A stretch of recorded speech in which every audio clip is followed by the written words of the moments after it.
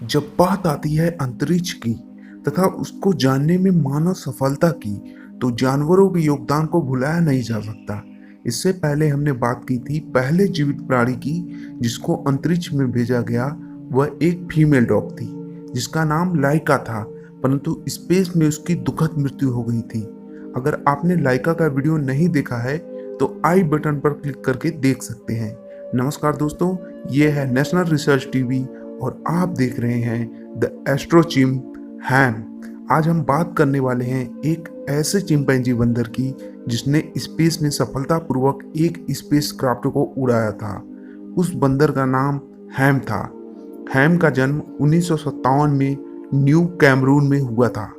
बाद में उसे शिकारियों द्वारा पकड़ लिया गया तथा रेयर बर्ड फार्म मियामी में लाया गया। 1959 में अमेरिकी एयर फोर्स द्वारा हालोमैन एयर बेस लाया गया, जहां उसे अंतरिक्ष में जाने के लिए तैयार किया जाने लगा। शुरुआत में हालोमैन में 40 चिंपैंजी को लाया गया था, लेकिन कुछ टेस्ट के बाद इनकी संख्या घटकर 18 हो गई और अंत में सिर्फ 6 बंदर ही बचे। ट्रेनिंग के दौरान हैम को नंबर 65 के नाम से जाना जाता था। उसे हैम नाम सफलतापूर्वक धरती पर वापसी करने के लिए लेफ्टिनेंट कर्नल हैमिल्टन के नाम पर दिया गया था।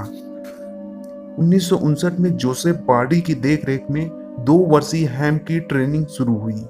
उसे कुछ ध्वनि सुनाई देने तथा स्क्रीन पर नीली लाइट देखने के 5 सेकंड के भीतर लीवर दबाना पड़ता था। यदि वह 5 सेकंड के भीतर लीवर नहीं दबाता था तो उसके पैरों में इलेक्ट्रिक शॉक दिया जाता था।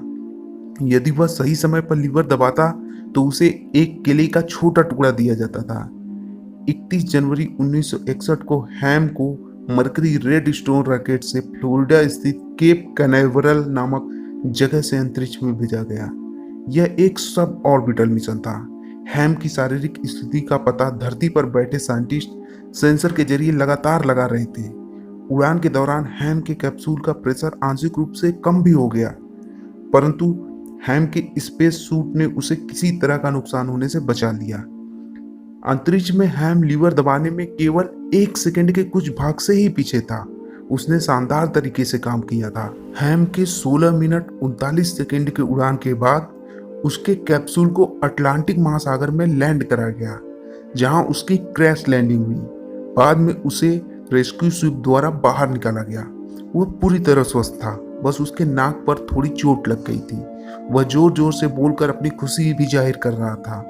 मानो को अंतरिक्ष में पहुंचने की राह दिखाने वाले उस बंदर के साथ बाद में वही सुलूक किया गया जैसे कि इंसानों से आशा की जाती है। स्पेस फ्लाइट के बाद उसे नेशनल जू में बंद कर दिया गया, जहां उसने एक छोटे पिंजरे में जीवन के 17 वर्ष बिताए। 1983 में उसकी मृत्यु हो गई। उसके मृत्यु के बाद उसके शरीर के कुछ अस्थियों को नेशनल म्यूजियम में रख दिया गया तथा कुछ अस्थियों को international space hall of fame में दफनाया गया, जो न्यू मैक्सिको में स्थित है। तो आपको ये कहानी कैसी लगी? अगर आपको ये कहानी पसंद आई हो तो वीडियो को लाइक कर दें तथा यदि आप हमारे और वीडियो देखना चाहते हैं तो चैनल को सब्सक्राइब कर दें। तो फिर मिलते हैं नेशनल रिसर्च टीवी के एक और एपिसोड में। तब तक के लिए नमस्कार।